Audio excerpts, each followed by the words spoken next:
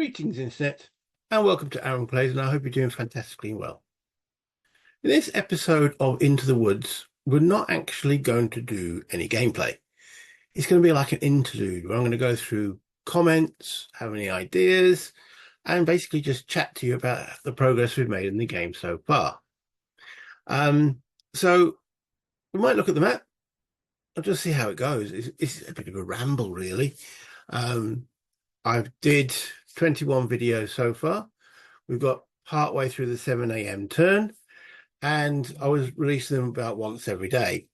I did quite a lot of shooting at one stage, recorded them all, put them all, and then released them on a schedule, one per day. And a lot of some of the comments has been, catching up, delayed, and such forth. So I thought I was going to slow down a little bit. And maybe do one every second day or such forth. But also there's been a fair few amount of comments, and I thought I'd like to go through those. Maybe you guys don't read the comments and such forth, but just to address some of the questions and about the game. So we'll see how we go. And here's one of the first comments I had on the video from Mark Anna. Thanks for the video. I haven't really taken a look at this series. Fair enough. There's a lot of games out there. This game looks brigade level to me. Correct. Noting your comments about the unit size relative to Gettysburg versions. Because in the Gettysburg version, quite a few of the regiments are quite reduced. So the game is brigade level, as in the operating formation is brigade, but the actual units are regimental level. I find the victory conditions a bit odd and indirect. I went through the victory conditions in the very first video. I can't imagine A.S. Johnson ordering his troops to go and capture those fields on time, because it was basically you get victory points for accumulating and capturing fields off the Union or preventing the Union holding on to them by certain times. The mission was to destroy the Union Army and cut off the landing supplies, which is fairly true. And one of the responses to this was actually from the game designer. Well, if I can bring it, there he is, Mr. Whitaker. Whitaker. And I thought that was quite nice. Thanks for the comment on the victory conditions. You're quite right. However, for game purposes, we needed something other than just capture the Vicksburg landing, as it is hard in the game as it was in the historical battle. So the field control victory conditions is just there for your measurement against your opponent. I always played for a strategic win, the capture of the landing. One game out of 6 played allowed me to do that. Water the Horses on the Tennessee, which was A.S. Johnson's one of his little quotes. So I thought that was a nice start to the comments that I received regarding this game. We had one here from Joseph Roon 5666. Thanks for the video. I've never played a Great Battles American Civil War game before, so I'll be sure to follow your game. I've actually visited the Shiloh battlefield. Compared to other Civil War battlefields, Shiloh hasn't changed much since the battle. Lots of magnificent oak trees, plus the Tennessee River. Apparently there is a national park that they've got there, and you've got rides and such forth and drive-throughs, and so it sounds quite interesting to visit. Very expensive for me in the UK. And then I've got one here from USA Patriot, who's actually been one of my keenest watchers of a lot of my videos. Look forward to watching you play the game. I really like the older Great Battles American Civil War rules, but never cared much for the newer system much. Still, it's a unique game system and fun to play. Maybe if he watches this, I can convert him to the dark side, shall we say. And he then mentions on some of the Shiloh books in a later comment, because one of the things I asked is any books and guidance. Well, I had a look at some of these books. They look fantastic, but they're a little bit beyond my budget. So I went on eBay and picked up this, one of the Osprey campaign series on Shiloh. Cost me a magnificent £4.95, including postage. That's well in my budget.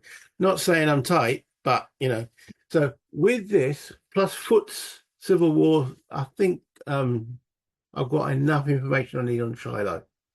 So I'm going to make a few references. I haven't, as you can see, I've got a bookmark it. I haven't finished it as yet, but it's a straightforward read, and I'm thoroughly enjoying it. So then there was a question from Stickler. I'm not sure how the place says. He says, at 4 minutes into one of the videos, he says, "Why would you change Peabody's orders to attack? That's one of the things I did. Peabody is one of the first brigades to encounter the onrushing Confederates. So I changed his orders to attack, thinking, that then getting into battle line, getting ready to encounter. If the idea is to use them as a delaying speed bump, as you put it, which I would thought it would do, because then I thought if their line was there, the other Union units could form up on Peabody's brigade. Lead them in advance and position them as best you can to slow the rebel advance. So this is what Stickler has. If you put them under attack orders, two things will happen. That you will not, one, their move will be halved to 3 movement points, or 1 Woods hex per activation, which is not true. It's 2 Wood hexes because each hex is only 1.5. They're lighter than the woods to the east. And 2, once the CSA contacts them, they'll not have the option to retreat before shock, which is a fair comment. They'll attempt to stand and fight, probably while grossly outnumbered. Again, true. Advances in an order condition is somewhat misnamed. It's the one to use for defense, stand in place, or paradoxically for retreat. Advance orders are appropriately named as are march orders. Perhaps advance should be called general orders. Maybe. So my response initially, this was about 2 weeks ago.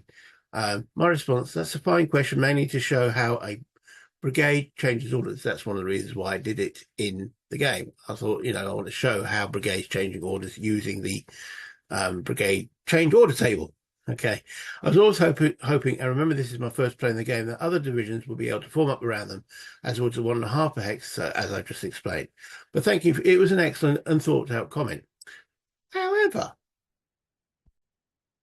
and I say however, going through this, as I mentioned, interesting thing, undaunted, Peabody led 2 regiments numbering about 1,100 men to the top of a nearby ravine and awaited the enemy. He encouraged Powell and his men to join the battle line. Battle line. Not advance orders and clumps and such forth. Battle line. So Peabody actually did what I did. So I found this is after I actually done this. I've already picked this book up very recently. So I'm thinking, okay, maybe from a gameplay is not ideal, but that's what Peabody did. He formed up a battle line. Suddenly the Confederates appeared a mere 75 yards away. Their ranks made up an imposing spectacle. Okay. Peabody was being shouted at by Prentice, his actual divisional commander. Don't do this. I blame this encounter on you and such forth. But it's in the book. That's what Peabody did. So maybe I wasn't too far out in thinking form the battle line and other units will then be able to follow on and join in the action. Another one from Mark Hanna. A lot of slogging through the forest still. That was the case with quite a lot of the earlier videos. Well, right up to now, there's a lot of slogging through the forest. Looking forward to seeing some contact with the enemy and how that will play out in battle. Fair enough. Not sure you need to do each activation right now for the videos. I think for myself, I've learned enough of basic movement this time, but then when the enemies reach that change, that will change the dynamic again. So that's an interesting point, because I'd raise the question, do I need to do every activation with every single movement point? Because it was just, as Mark put there, a lot of slogging through the map board. However, I get these 2 comments. Thanks for this great series. I like the coverage of each activation. And so someone at the Empty Sprue said, I like seeing every step. And then hex to hex, all in the same sort of context, was saying, looking good. So I'm thinking, right, okay, well, I'm going to do every activation, every movement point, every hex that the units move. And if people don't want to watch those, they can jump ahead to the later videos where some action actually starts to develop, where fight units are starting to fight each other. And I thought that's probably the best approach, because in the descriptions, I don't know how many of you guys actually read the descriptions. I mean, there's a title, there's a description area. In the description, I sort of say what's happening, activations, or if there's any action or anything like that. So I thought that probably the best approach. So Mark did make a very good point that for most people, or a lot of people, maybe watching every single step isn't the ideal. But I'm going to be doing every step because obviously I've got to keep the battle, so I might as well record it and do my commentary and such forth, because I like jibber jabber and I'm playing what's going on. So yeah, it's sort of, I'm trying to do both angles, anyway, moving on. Mark Hanna again, one of the videos says, circling in on one of Peabody's regiments, those guys. So this is like a timestamp. better hightail it out of there for all my apprentices will get hammered by musketry. It's now getting exciting. So that was a few videos later. Mark is still engaged. Great. And yes, musketry is starting to happen. It's now getting a little bit on the tense side. And another message from Mark. He needs to be following. He's never played the system. I know Mark Hanna. I wouldn't say personally. We chat. We were actually going to be starting a game of Quatre Bras. Well, we've actually started a game of Quatre Bras when this is actually being recorded. We've completed the first turn in my linked game of Quatre Bras and Ligny, who I'm playing with Mark Trowbridge, and combined, I'm playing the Wily Napoleon. So there we go. So we've never met. We've played on Vessel. We've had a chat. This is actually our first game. Is the Quatre Bras. And I did say to him, would you like to learn this system and play it? And he's like, maybe sometime. But he's obviously watching. Brilliant. Thank you, Mark. And all these comments. It allows me to do what I'm doing now. There we go. So another good video. Brilliant. 840 first artillery shot. Yes. And the 840, that again, it's a timestamp on the video. A lot of patience to make 14 episodes of video before this happens. Yeah, but I enjoyed it. Of course, at Shiloh with all the woods, not too surprising, I guess. A bit intricate to determine if they can fire on the same table or not as combined fire. Yeah, the fire system is intricate, but you'll get there. Okay. Michael Haggett, 1016. Claiborne can also receive commands from Hardy as part of the special rules. Special rule booklet. Yeah, 56 pages. It does mention in there, and I must admit, I thought, don't quite get it. The Claiborne, what Claiborne can do to help the actual situation. I think it's one of the command rules. So I was a little bit, I don't understand that part. A Breckenridge coordination modifier. I can't actually find it right now. There we go. Hold on, let me hold P. Okay, so it's part of the chain command rule, 4.21, if anyone's got the book. Claiborne is in command during the divisional orders phase if either Hindman or Hardy can trace command to him. If Hindman's killed, all brigades under use Hardy to trace command, like the Reserve Corps. So that's the rule. Can't see the need for it at the present moment, because unless it means it can extend it, because I've got to remember which one. Hardy is the Corps commander. Hold on, let me look at the chart. I've got it sitting next to me. Yeah, Hardy's the Corps commander. He's only got one division, which is Hindman's. So Claiborne's in command during the divisional orders phase if either Hindman or Hardy can trace command to him. So I suppose that it gives him that little bit of flexibility that he can trace to either one of the two. Okay. I think at the time I was like saying, God, it's a long area to cover, and the woods doesn't help towards the command control system. Anyway, the Empty Spruce said, I have a couple of the Great Battles of the American Civil War games, including Into the Woods, but haven't played them as yet. That's sad. But the system so far seems less fiddly than I had heard. That's what I'm hoping to show with the videos as well. That there's a slight fear or trepidation, or fear is maybe the hard word, but you know what I mean? As he's put it there, it's fiddly. And when you actually look at the rule book itself, which I've put in here, I've done a printout because of, the living rules. I mean, the rule book is 44 pages, of which some is indexed and such forth. So about 42 pages of actual rules. Compared to some games like ASL, which has got, 200 pages of rules-ish. No, maybe 150. It doesn't sound too many. I mean, many games have that kind of rules. The rules themselves play actually quite straightforward. It's the edge cases, because there's so many exceptions and exceptions to exceptions. That's where the fiddliness comes into it. I've been trying to downplay that in the video, and we haven't got into the nitty-gritty at this point, where you've got units that potentially want to withdraw from combat and shock and such forth. That's when it gets a little bit, especially when you start bringing in cavalry and artillery and the intricacies of artillery. There is a lot to take in, but overall, it's not a complex system. So saying you do need to read the rules. It's not one you can just dive in and go, yeah, because you'll... and playing it alone, it can be a struggle. It's useful to, I would say, definitely to have someone else playing and going, no, remember that, two brains remembering a set of rules is always going to be better than one brain. It's just the way it is. So I obviously try my best. I do forget rules, and as to the nature of the way I'm playing, like shooting about 4 or 5 videos at the same time, and then release them once a week, and I'm not going to go backtrack and edit and do all that. I don't have the time. So I'm playing. If I make a mistake, I'll once someone actually points it out, one of you guys makes a comment and points it out, from the videos from that point onwards, that mistake will be corrected. So I'm learning the game. I say it's my first time playing Into the Woods.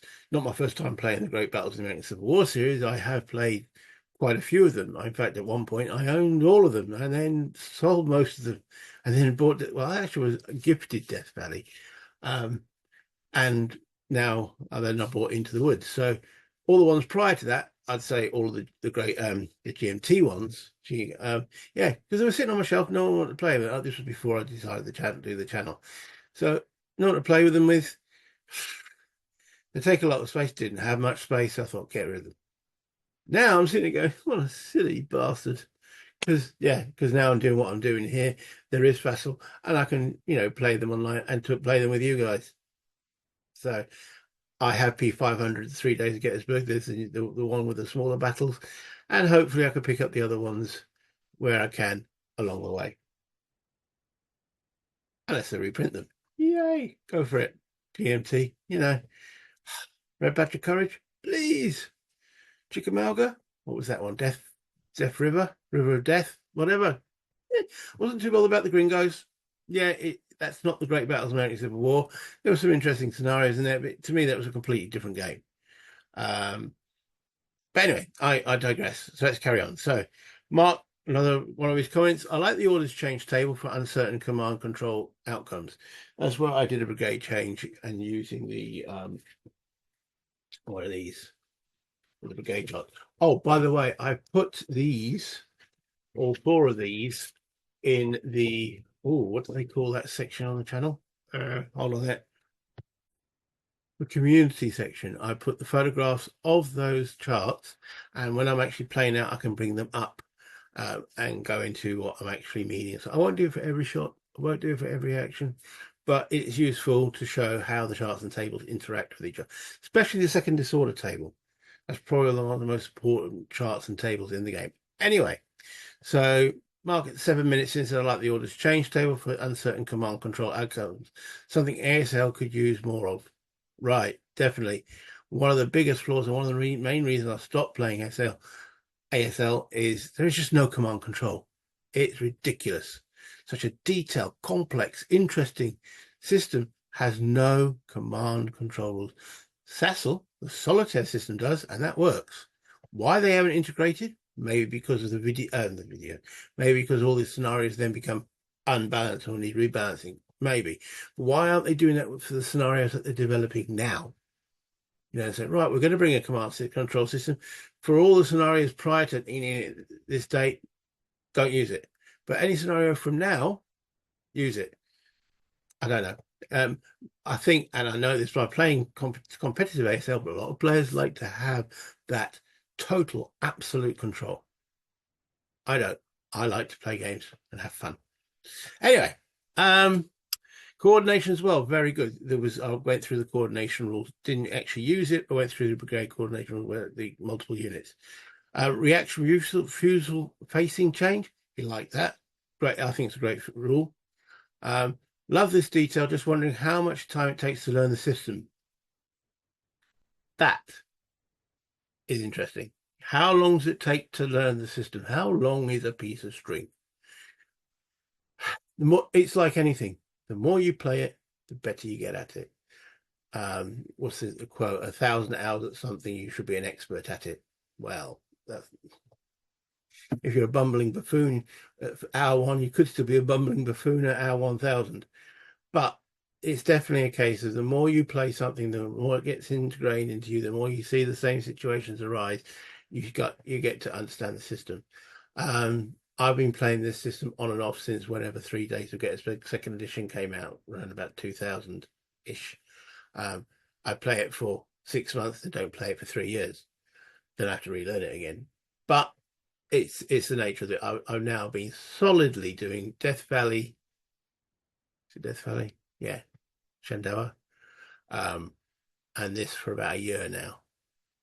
I say solidly, playing a little bit here and a little bit there and such forth. But and I read the rules once every 3 months, the main rules, and I'm always going, I forgot about that, or didn't realize that, or the big challenge is the special rules, because these are all exceptions to the normal rules, and then you've got to get your head around them and remember the main core rules. And yeah, I'm not a spring chicken anymore. It is, getting a little bit on the tricky side, but it does keep the brain exercised. So there we go. Wow, those routes were poof gone just under threat of shock. Nice video to see the action. And that's true, that I find the route system elegant. Once the unit route taken off the board, put onto one of these charts here. Okay, ready to if once the brigade or division goes under reset, what's the order? Resets, reboot. Oh, blimey. It's the terminology. Replacement recovery. Can't even remember now. What's the actual word? What's the place in reserve status? Get there in the end. That's another thing. Forgetting simple words. There we go. Anyway, once they go into reserve status, that's when they can start regrouping their units back from route. I like it. It stops the map board being cluttered. Then USA Patriot, who one of the person, he was making comments for virtually every other episode, trying to catch up. And this is one of the reasons why I'm going to slow down a bit, because some people, real life, you can't watch a video every night. You sometimes don't want, go on holiday and such forth. So I thought, let's slow down a little bit. I'm glad you're continuing to play this game. Carry on, please. Excellent. Of course I will. Dieter Ditz, keep them coming. About to play this one myself. Excellent. That's what I like to hear. I don't know if I encourage you, Dieter, to actually play this. I hope, you were going to play it anyway. But if I did encourage you to play it, get this to the table or to the screen like I'm playing it, it's all good. I love this. I love the system, and I love that. So these are just some of the comments I thought I'd bring up that I'm getting on my channel regarding this game. Someone made a comment, not actually in relation to the game, but someone about my channel saying that they prefer to see someone playing with the analog map boards and such forth, rather than on the computer screen. And I fully get it. I mean, quite a lot of my videos have been shot using the real map boards. That's when I had a big gaming table, but my partner's now moved in. Something had to go, so she could actually have a chair to sit on. So the gaming table went, because I could still play the games on Vassal if it has a Vassal module. As long as I own the game, that to my mind, I can't see myself doing. In fact, I won't do a Vassal one of these unless I have the game. Just seems a bit strange not to do it. You've got to support these competitors. Make it. Anyway, I'm going off from waffle again. So yeah, many ways. Yeah, I'd love to have, like some of my American viewers have, basements where they can put 3 or 4 games with 2 or 3 map tables up. We don't have the space in the UK for most of that. Some people do. The people got lots of this. I don't want to. Once our partner move into a bigger place, we've got to save the money to do so. Then I'll probably have a game room, and I'll go back to. Well, I'll probably do a mix. The advantage of this is that, a 3-mapper. Sorry, this is a 2-mapper. It is 2-mapper. Yeah, 2-mapper. I can keep up because it's just a save file. 1-mappers, those are the ones I was doing a lot on my channel, because those I could actually store onto a shelf and it's out of the way of the table. So my table could have multiple games going at the same time. 2-mappers is a little bit more difficult. So if I do get a gaming room, I'll probably have a couple of 1-mapper games going that I'll be shooting on videos using camera and such forth. But I will do these bigger games on Vassal. The other advantage of Vassal is, there you go, there's a complete map sheet with all the pieces missing. I'll click a button, they all come back. Yay. Can't do that with the reel. It's so useful when you want to get into the terrain and such forth. And another feature, okay, which I do like about Vassal, I know it's got its contractors, but I can do that. I can really zoom in. I can really get to look at the train. You know, I have two pairs of glasses. Okay, this one here is to look at the screen. This one here is to read the rule book. Okay, so yeah, I've tried bifocals. Don't work for me. Sorry, it gives me headaches. So yeah, it's just the nature of the beast. But this way, I can get a really good zoom in without leaning all over the map and giving myself backache. I'm not the smallest bloke on the planet, not the biggest either, but I am definitely in the upper percentile range. And leaning across tables, yeah, it's not ideal. But with that, and again, I can just click the button. All the counts are going. I can look at the terrain, and that allows me to explain that kind of detail to you guys that are watching. Um, so I understand the guy's comment about, prefers what, and he says he refuses to watch someone who does it on computer. Again, that's his choice. Um, Vassal's there is a tool. Use it. Um, it's allowing me to make these channels. It allows me to play Mark and Mark. Mark lives in Mark is playing the British, who I played in Rising Eagles. He lives about 320 miles away from me. Can't just pop down there for a game, can I? And Mark Hanna, I'm not quite sure where he lives, but I think he lives, let's say he lives about 200 miles away or 150 miles. Even if it's 100, even if it's 40 bloody miles away, it's still a long way to go for an evening's game to then get back and all the rest of it. Maybe for a weekend, yeah. But Vassal, especially play by mail, I can send a log file. They can send it back next day or 2 hours later or whatever, and the game's getting played. We're communicating by text or messages or every other Sunday or every now and again we have a jibber jabber. It's great. We're playing the games and we're having fun. Pre-internet, there was ways to do it. It wasn't much fun, to be honest, but there we go. So that to me is the advantage of Vassal. So let me just zoom out a bit. This is where I left it last time on episode 21. So this is episode 22 that's going to be this interlude, and episode 23 will be the continuation. I'm trying now to remember why I put these X's on these units. I'm going to have to watch my previous video, aren't I, to remind myself why I did it. That could be one of the downsides of recording like 6 episodes or 5 episodes in one go and then not touching it for a week. Yeah, okay. Why did I put those X's on there? Answers on a postcard, please.